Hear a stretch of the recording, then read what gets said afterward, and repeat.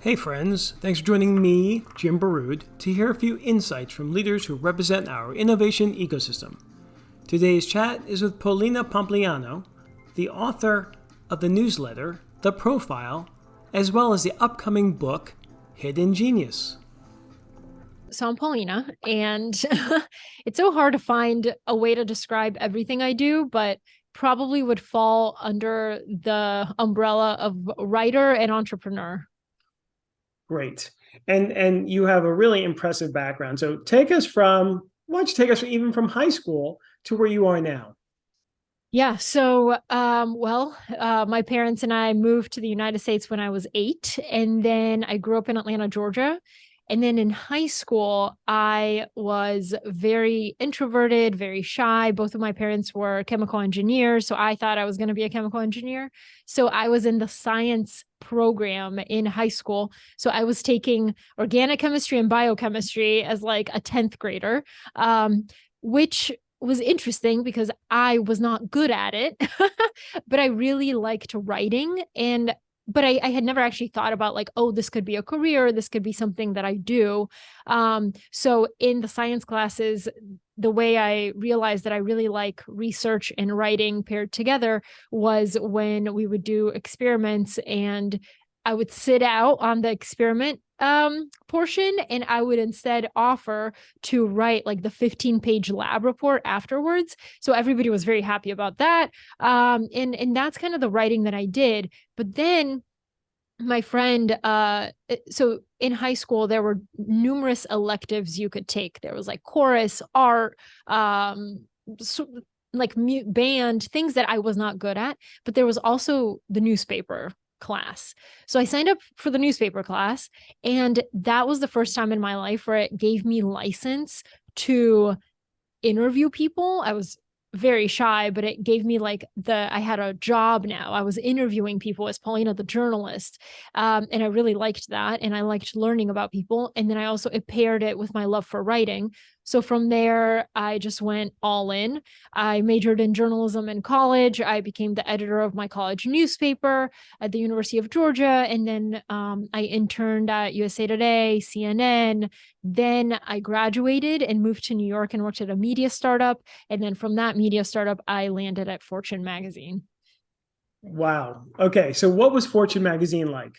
It was amazing. I mean, it was a dream because I had always wanted to work at a print publication. I had worked at CNN. I kind of saw, maybe TV news isn't exactly for me. I really enjoyed writing and I liked long form.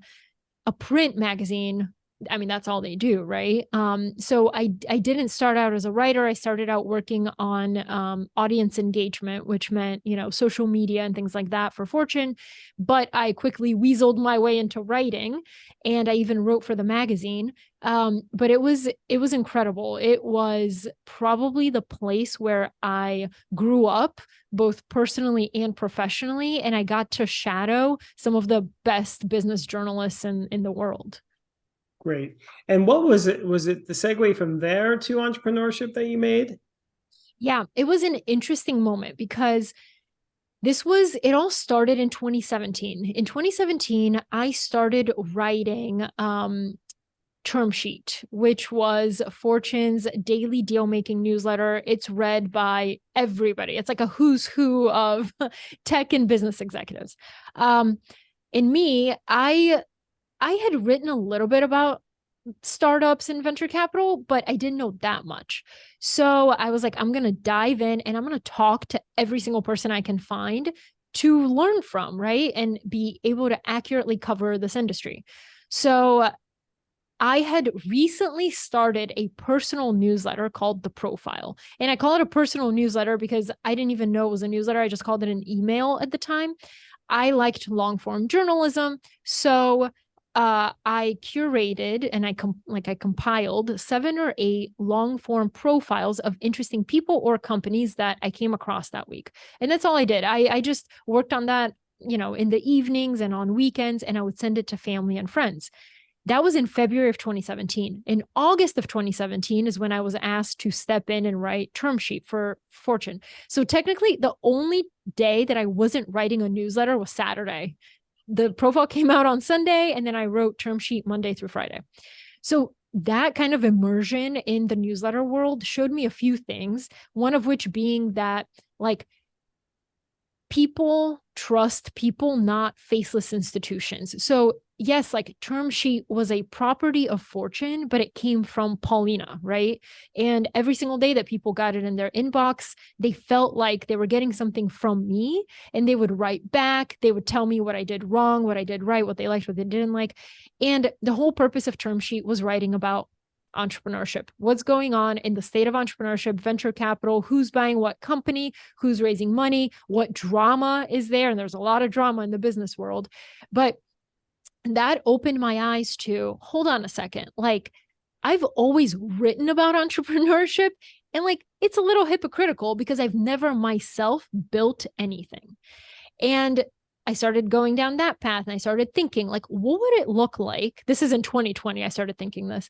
What would it look like if I put all my effort and energy into building the profile into something bigger than just a Sunday email? If I interviewed people, if I did events, if I like all this stuff that I wanted to do, but I couldn't while still at Fortune, what would happen if I poured 100% of my energy into the profile?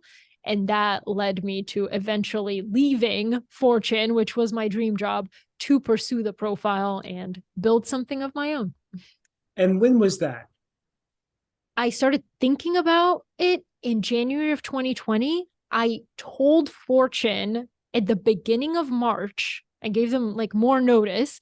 And then by the time my last day was March 20th, the world was falling apart because of a global pandemic I did not foresee.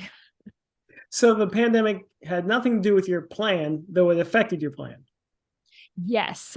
So before I left, because I'm not a person who likes to take risk. I don't crave it. I don't seek it out. It just kind of finds me. So when I started thinking about it, I made a pro and con list of, okay, if I was to leave my job and do this, like what would that entail? On the con side, and I still have this list, is, I write about this stuff every day. Recessions tend to happen in 10-year cycles. We're approaching that 10-year cycle. Like, what if there is a recession? Never did I foresee a global pandemic that would force me to sit at home. But so, I mean, thank God looking back, because if that had happened 3 weeks earlier, I may still be at Fortune and not be talking to you today. But what happened was people now were stuck at home, and they had a lot of time to read and consume things on the internet. And the profile like filled that need for a lot of people because they were looking for high quality, long form content. Yeah, exactly. But that must have been so scary, right? So did your plan change due to the start of the pandemic? It didn't change. I'm one of those people, I was thinking about this recently.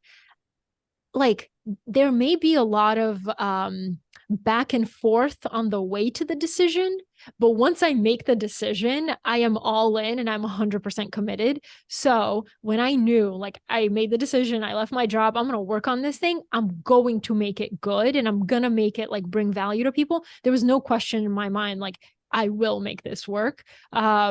But no, it didn't change my plans. The only thing it did change was, okay, well, maybe now I can't interview people in person for a while. So I'm going to have to kind of pivot and do a lot of phone interviews, video interviews, etc. And I was planning a meetup with all my subscribers that I had done in December of 2019. Obviously couldn't do it again. So we did it virtually, but it worked. Right. So tell us about that. What was a sketch of the plan? And, then update us on how that might have changed. The plan for what? For the profile and the launch and the growth of that business. So basically, when I was thinking about it, my plan was for 3 years now, so since from 2017 to 2020, everything's been free. I've been sending this newsletter every single Sunday for 3 years. So that means people could trust me. They knew that, like, okay, well, if I sign up for this and I give her money, she will not just like run off with my money and never send the newsletter again. So I had that, that I had built up over the last few years, but also I wanted to keep adding value behind, for the people. So I wanted to have a premium layer of people who would back me financially, and then the core of the newsletter, the way it's always been, will continue to be free. So I thought of it as additive, not like exclusionary. I wanted to add more value, not take away value. So if you had been a subscriber for the profile and getting it for free for 3 years, you will continue to get the exact same thing. But if you want to back me, then I will add a section to the Sunday newsletter, which is a premium section, which has recommendations for podcasts and documentaries and things like that. And also, I will add another newsletter that I send on Wednesdays called the Profile Dossier, which is a deep dive into an individual person and the lessons that I've learned from studying them. And I found that like people did want to support me financially. And at the time when I left, I mean, I didn't have a model of a reporter leaving their job to do this full time. Now it's everywhere. I don't remember anybody else. And that's why like I got a little bit more like news coverage, because people were like, what the hell are you doing? But to me, it made perfect sense, because I kind of saw this: people trust people, people subscribe to people, people are willing to, they're tired of all this clickbait and nonsense, and they do want higher quality content. So my plan was literally like, let's create a premium membership for people who want to support the profile and long form journalism and see if it works. And I think it's been proven out that it works. Yeah, no, this is you're a pioneer in the space, obviously, right? And I have to say, I've enjoyed subscribing to it and being one of those premium members. So I again value what you do. But has anything changed over the course of the last 3 years in other opportunities or expectations or dynamics of, subscription? Has that changed for you? Well, it's changed in the sense of like, when people ask me what is your plan for the profile, I I was like, I don't know. Like my plan is just to keep writing this. But something shifted in when I started thinking about like, okay, every single Sunday I learn from these people. There is not anything that compiles it all where I can add value to the reader in like, I've read all these profiles. Let me tell you what I've learned. At one point I thought about like, what would a profile school look like, or what would a profile like course look like, or something like that. But it just it wasn't the right format for me. I don't think that I'm a great teacher. Maybe I could be if I focused my energy into it, but my medium is not video, it's not podcast, it's not anything like that. It's writing, and it's like the written word, because I have time to sit down, think about what I want to say, and then question whether it is what I believe, and then put it down on paper. So for me, that culminated into a book. And I think it's given me more like life, and it's injected more life into the profile itself, because I'm not just doing it week after week. I kind of broke the monotony with like, here's this bigger project I'm working on. Right. Well, tell us about the book then. What is it? Yeah, it's called Hidden Genius, and it's basically a compilation of all the lessons and techniques that I've learned from studying all these really, really amazing, interesting, successful people. Got it. And I don't want to put you on the spot, but give us your top three interviews or top three brilliant people you've interviewed, if you can say that, or maybe categorize them. I don't know, because there's so many, I'm sure. So, Okay, I'll tell you a few of my favorite interviews. The first is Lindsay Addario. She's a war photographer, and she's covered every major war zone in the last 20 years. She's been in Libya, Iraq, like everywhere, Ukraine. And it's so fascinating to me to talk to somebody like that, because to me, her work seems very courageous. I'm like, you wake up every day and for your job, you put your life on the line. She's been kidnapped. She's been in all sorts of crazy situations. But to her, she doesn't see herself as courageous. She sees the people who are living and putting their lives on the line in these war zones as courageous. So that was probably one of the most interesting interviews I've done. And I got to ask her about, situations in which she miscalculated risk, how she thinks about risk. It was very, very interesting. And then another one, this is like a personal, I really got a lot out of it, was Brandon Stanton, who's the creator of Humans of New York. And he also actually went to the University of Georgia. And when I was the editor of the college paper, I remember we wrote an article about him and he only had 10,000 followers on Facebook. And he was like, look at this huge thing that I've built. And we were all like, oh my God, 10,000. Now he has like tens of millions of people who follow his work. But the beauty to me of Humans of New York is that he's able to capture the essence of a person, a total stranger who tells him things that they would never tell to even their family, but they're telling it to a perfect stranger. So in the interview with him, I got to ask about like, what are the exact things that you ask and how do you, because you have to manufacture vulnerability very quickly, and that's really hard. And he told me about some of the questions that he asks, like, for example, what's something in your life that you regret, or what's something in your life that you thought would turn out one way and it turned out totally differently. And it's like that delta in the middle. It's like where that messy middle, messy feelings come in. So I just loved learning about his process. And then the one that just blew my mind was Francis Ngannou, who is a heavyweight champion. He's in the UFC. I know nothing about the UFC. I know nothing about sports in general, but his story of how he got to the UFC should be like on posters everywhere. I just cannot believe it. And because as an immigrant, I know how hard it is to get somewhere when you really, really want it. And his journey was absolutely insane. Where he's born in Cameroon. He wanted to be a professional boxer. He told everybody, like, I'm going to get to America and I'm going to be a professional boxer. And they're like, okay, keep dreaming. And then he made it. He walked through the desert, was caught 6 times trying to get to asylum. It was insane. He ultimately got to Paris where he was homeless, but he was like, I got to find a gym because I got to work out because I'm going to be a professional boxer. Ultimately, that led him to MMA because of the gym that he was working out of. It was actually MMA Factory, etc. But ultimately, he did get to the United States in a very non-traditional way. But what he told me, I think about every single day, is that he defines success as being able to reinvent after you've lost everything and you've had to start over.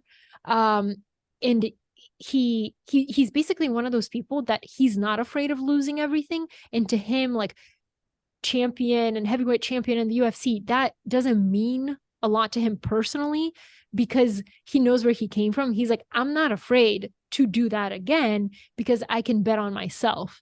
And so from Hidden Genius and from writing this book, I think probably the biggest through line through all these successful people is that they know they have the skills to start over and they're willing to bet on themselves time and time again. Right. Wow. I can't wait to read that. It's going to be amazing. And Liz, going back to your community that you built, you have the newsletter. It comes out once a week for everyone free, twice a week for premium subscribers. And then you also, I know I'm part of it. You have a Telegram channel and maybe some meetups. I don't know what you're planning on or what other things are combined into that community. So can you talk to people about that? Yeah.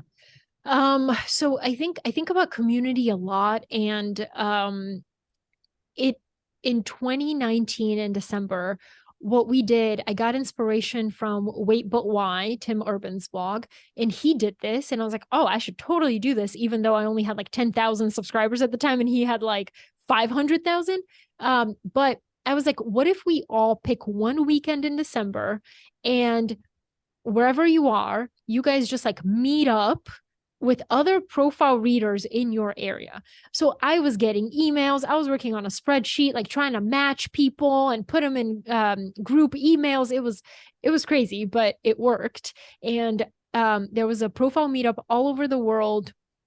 One weekend there was meetups in like London, LA, Atlanta, Kenya, like Nairobi, Kenya, India. It was all over, and it was the coolest thing because even though there were only 2 or 3 people in some of these places, I still get emails of some of them still meeting up, and to me, like that's incredible. In the book, I have a chapter on community and how to build it and how to like not only be a part of a community, but like build one on your own. And what I found is that there's all sorts of ways to build community, but author Chris Brogan said the difference between an audience and a community is which way the chairs are facing. So an audience is me talking to you guys. It's a one channel conversation. In a community, it's more of a circle where like everybody's talking to each other. So that's what I aim to build with the profile. The in-person events were put on hold, obviously because of COVID. But in 2020, I actually did do a virtual meetup in different cities virtually. It was really fun.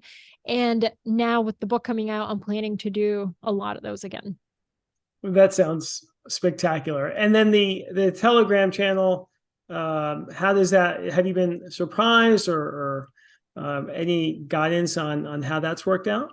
Yeah, the Telegram channel is great. It's for premium members. So everybody in there kind of, we share, interesting profiles you've read, or I occasionally do these lunch and learns where I'll invite somebody and then the community can ask them questions for 1 hour live and they respond, and it's text based. And it's really cool because you do kind of get a sense of what the person's like as they respond. I remember Jim O'Shaughnessy was on and he would respond in these big, like long paragraphs. Other people are like 2 sentences. But it's really cool. Like I miss having the opportunity. Like, how do you learn live from people? And when I interview people, that's great and people can learn from it. But sometimes you have a question that I didn't get to ask. So like maybe the community aspect of it being live is really helpful. Right. And what about managing that Telegram? Is there any rules that you put in place or hiccups along the way that people should be concerned about if they want to start their own channel? Yeah, I mean, if somebody's in there like posting about their crypto project, like you're gone. Um but I do think like having some sort of rules around it is great. For me, people kind of self-select in because it is, because it's for premium members, they've already like backed the profile financially with their dollars. They're invested in this community and they're not just going to go in there and post nonsense. So it's been relatively easy to moderate. But yeah, I mean, if you are going to moderate a community, you should have some ground rules. Right. And is it a large percentage of the paid community that is subscribing? Is it more than you expected or less? Um, it's probably like, no, it's less because not everybody who becomes a premium member joins the Telegram. Um, and I do think now Substack, which is what my newsletter is on, is creating some new tools. Like, for example, they have a chat function where you can, it's kind of like the Telegram. The reason I still use Telegram is because I like the real live feed of it. It feels more like a text message. One of my theories is that somebody's going to try to recreate like the group text because I think like those are amazing communities, and there's a lot of interesting thoughts in there, like group text messages with 3 or more people. And if we can kind of recreate that in real life, like that would be amazing. Yeah. And so the Telegram has been a useful complement to the community. And would you recommend that for others who are starting a community? Definitely. So Okay. So based on everything I've learned, it's that when you're thinking about starting a community, you want to do a few things. One is you want to do things that aren't scalable, right? So when you start building a community, it's not going to be massive all of a sudden. You have to do the things that are really, really small and take up a lot of your time that you will, spend. It's called like it's basically like who says this? I think Lady Gaga said this. It's the slow bake like method, not the microwave strategy. You have to be able to do something non-scalable that will pay off in the long term. When Lady Gaga was like first starting out, she would literally go to all these small clubs in New York and perform, and she knew that like those people it would create such goodwill and loyalty early on that they would follow her when she got big. And then you have to also overserve your community members. What I mean by that is you have to what I did in 2019, where from 10,000 people and however many responded, I was fielding emails and sending calendar invites. All those things are, I overserved them, right? Like I didn't have to do that, but I did it. I could have hired somebody else, but I did it. Taylor Swift does something similar when she has a new album out and she'll invite people to her house and bake them cookies. Like she doesn't have to do that, and she doesn't have to find the 20 people. Like that's not going to make a significant difference in her album sales, but it will make a significant difference in the way those people perceive Taylor Swift, and those are lifelong fans from there. And finally, I think as a community creator, you want to create moments of serendipity. And that means like you want to connect people that wouldn't necessarily connect. The only thing that I was thinking when I wanted the profile meetups to happen is that those people, the only thing they had in common were they were curious and they liked to read the profile. Then when they met up in real life, like one might work at a bank and the other one might be a writer, but they have that in common. And I think like moments of serendipity like that don't often happen. And if you're the one who creates that, the community really, really values it. Those are great insights. I really appreciate those. And those are helpful for any community builder, including myself who oversees a community. So I'm glad you sort of articulated those things. Now, as far as the industry, you mentioned newsletters, you're a pioneer. How have things changed? Obviously, there's so many newsletters now. And how do you see the landscape, number one? And number two, has it affected sort of your newsletter in any way? Are people can't get enough, or is it building more interest? What's the dynamic there? So industry first, the landscape, how you view it, and then how has it affected your newsletter business? So the landscape, the way I see it, I still have the same thesis, which is people subscribe to people. And I do think that there will be several breakout independent creators who continue to build under their own names. There will be others who consolidate and build something together, but it's still kind of broken out under one umbrella. I think media in general, we are seeing more and more news organizations moving to subscription models and cutting out advertising. We've seen the New York Times have great success with that. And I do think that like the big players, the New York Times, the Wall Street Journal, the Washington Post, they will continue to rise. It's the people in the middle that kind of have to figure it out, because you don't have the luxury of, oh, I'm just going to do subscription only. Like you need advertising. But I do think that like the people focused model will continue to prevail. And I think for me personally, I have to think of like ways, is it, what is the profile? Is it just a newsletter? Is it a larger media organization? Will I do more original interviews? Will I hire people? Like I just need to figure out exactly what it looks like. But I do think that we've seen so much like fracturing and talent leave traditional media to start their own thing, that now I do think that there will be a little bit of like a a consolidation where maybe a few newsletter writers come together and become a news organization, yet they will retain their individual brands.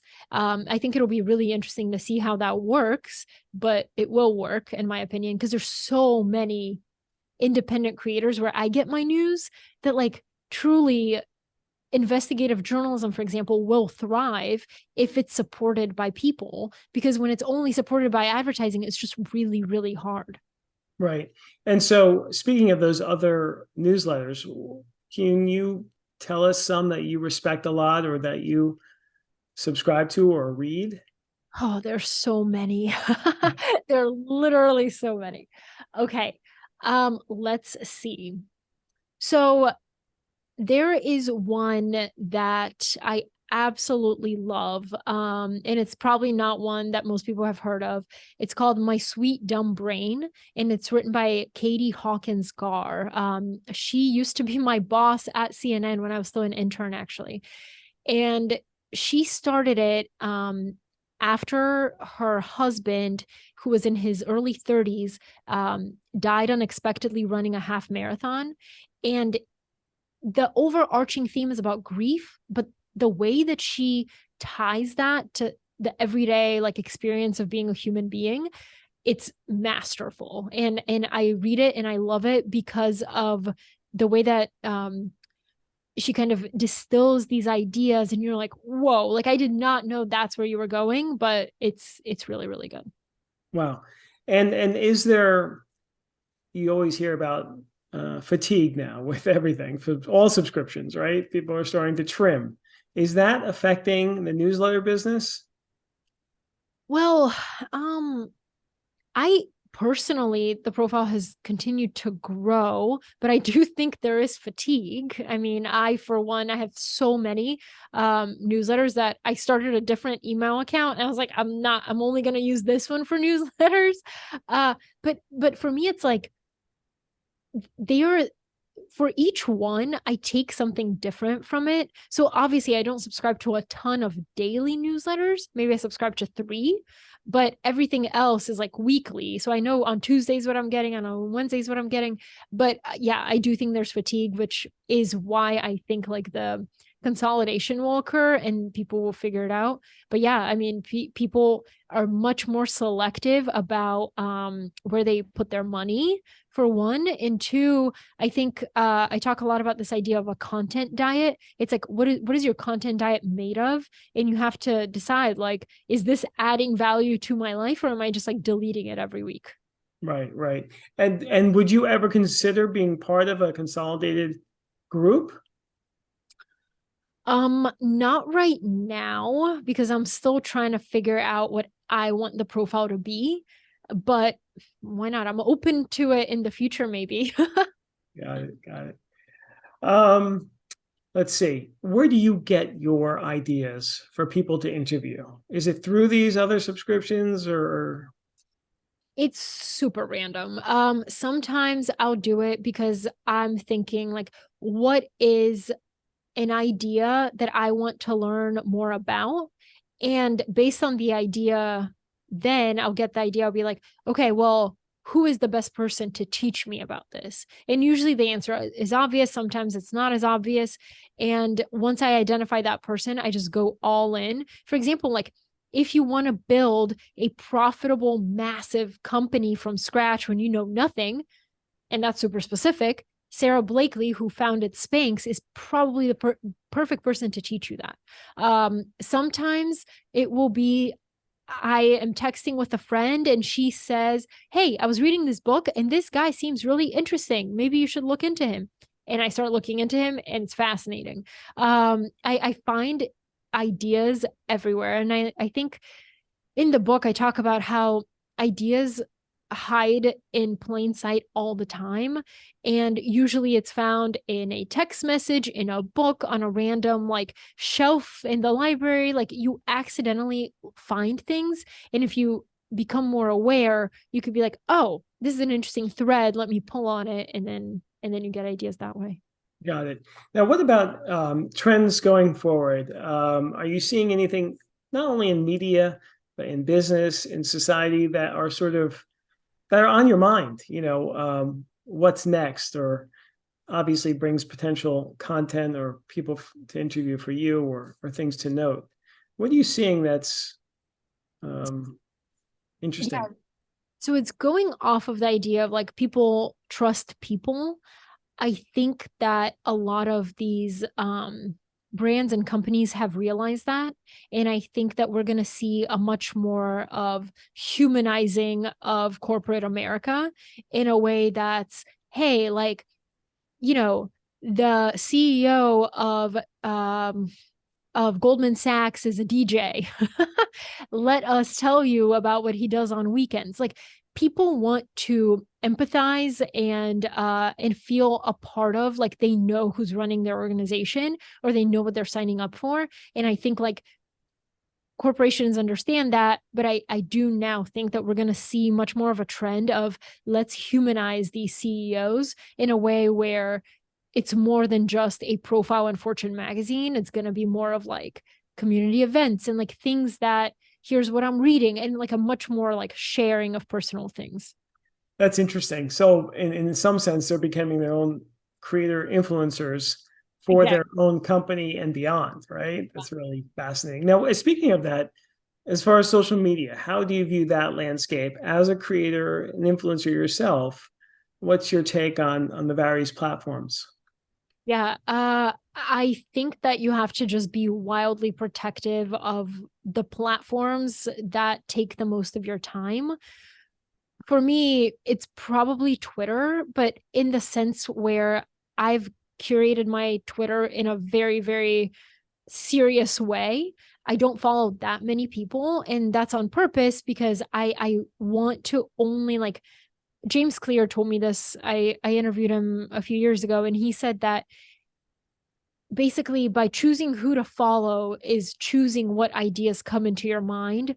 So to if I look at your Twitter and who you follow, I can probably get a sense of like who you are as a person, like what you're interested in, and whether it's like positive or negative. Um, in the book, I talk about the study that Facebook did where they in the early days would show one group of Facebook users a consistent stream of either positive news and the other of negative news. And they found this idea of emotional contagion, which is that if you were constantly surrounded by negative content, you would yourself become more negative, post more negative things. So I think like for me, I focus on Twitter because that's where I get the most ideas and the most use out of it. And Instagram, I just kind of use for fun. Got it. And what do you think is going to happen with Twitter? Good question.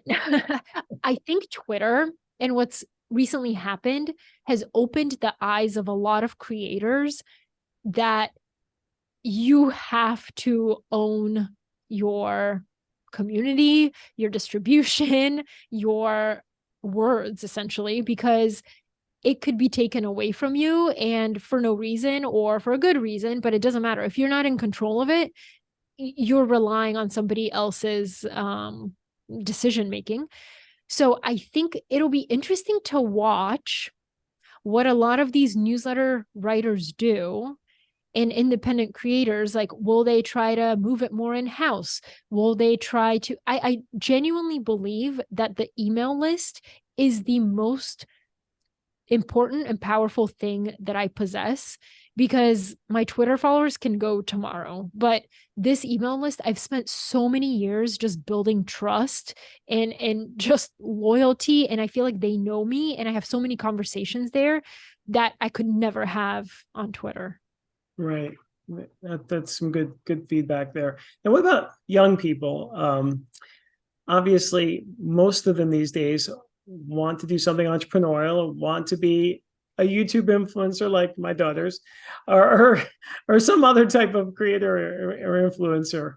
Um, what tips do you give for kids in middle and high school and college? I I actually have an interesting take on this because I do believe that they will be one of the most entrepreneurial generations that we've seen so far because they were born with all these tools at their disposal. They're forced to learn new things and to kind of be flexible in their thinking. They know that, TikTok is here today, but it might not be tomorrow, just like several other social networks that they might have tried have gone away. I think this idea of like nothing's permanent is very much there. Also, in times of crisis, like a global pandemic, when you're forced to shift quickly, they're able to be more flexible in their thinking, like maybe I could make money this way, maybe I could build a brand here, etc. But I do think that the biggest thing that I tell college students is something I wish somebody had told me, which is that you should always aim to tie your identity to your own name. And what I mean by that is you should never fully rely on something and build your whole identity around it if it can be taken away from you, or that means anything external that you don't yourself control. So it could be a job, it could be a platform, it could be a relationship, like all those things can go away. And it's like if your identity is not tied to your own name, you're going to be at lost and your self-confidence will be shattered and you won't really know who you are, and it's like a crazy existential crisis. I experienced this in a very small way when like I told you, I was the editor of my college paper. I interned at all these like prestigious places. So my ego got really big thanks to all the professors who were like, you're going to be set for life. You interned at CNN. Like what job couldn't you get? So I graduated really believing this. And then I had zero offers from zero jobs and zero employers. And I happened to graduate at a time when media was having one of its cycles where, people were being laid off. Nobody was hiring. Nobody was hiring writers. Like everybody was pivoting to social media, all this stuff. And I wasn't expecting that. And my expectations definitely didn't match my reality. So I had to be entrepreneurial. I had to be like, okay, what can I do? Because obviously I don't have a job. I moved back home with my parents and I was like, okay, I'm just going to start reaching out to people. And I'm young. I know social media. I can do whatever, just as long as I get my foot in the door. I ended up like freelancing at the time and working remotely in 2013, 14, which was much earlier than everybody did remote work. But it taught me structure and it taught me like, I now don't have a full-time job. I don't have a title. I have all these little things that I'm working on, but I know like who I am, and it doesn't have to like crush me in the way if I was at Fortune and I was feeling really important as, editor at Fortune magazine, and suddenly I lose my job. And then you're like, oh my God, like, what am I? Thank God I started writing the profile in 2017 purely out of self-interest. I never thought it would make money. I never thought it would be a career or anything like that. I just did it because I liked it. And I think if you're a young person today, just start something on the side that you solely do for yourself, and it doesn't have to make money. You don't have to figure anything out about it. Just something that you do for yourself. So if everything else goes away, you have this sort of refuge that you go to that fulfills you in some way. That is amazing advice and so important these days. Some of the statistics, as you likely know, show that a large percentage of young people may not, have full-time jobs for much of their career. It'd be a bunch of side hustles, freelance gigs, contract work. So that makes a lot of sense. So we're coming to the close of our conversation. So many great nuggets. I just want to ask you just a couple things. Give us one tip for creators who want to build and sustain a community. I would say consistency plus time equals trust. So the more that you deliver on whatever promise you made to your community over a long period of time, you will inevitably build trust. There is no other option. I always ask people, like, name a person in your life who constantly breaks their promises Do you trust them? And you're like, of course not. Well, you can't, because you never know. Like, will they show up this Friday or will they not? It's always like a guessing game. When I started the profile in 2017, I have not missed a single Sunday, because I know that that's like, I have made this promise to the reader and I will deliver on that promise. So even if there's a global pandemic, you can be certain that the profile will be in your inbox on Sunday. So make a promise to yourself, do it publicly, and then deliver on it. Got it. And then one tip for creators who are starting a paid newsletter. Who are starting a paid newsletter. The last one also applies here. The one tip for creators who are starting a paid newsletter would be, always ask yourself, how can I add more value to the reader? Not how can I take away something so that they can pay me, but how can I consistently over time continue adding value so that when they look at how much they've paid for your newsletter, they think, oh my God, I can't believe, like, this feels like a steal. Like, it feels like I should be paying more. Great advice. Polina, we usually end our conversations with a poem or a saying or something that's personal to you. So what would you like to share with us?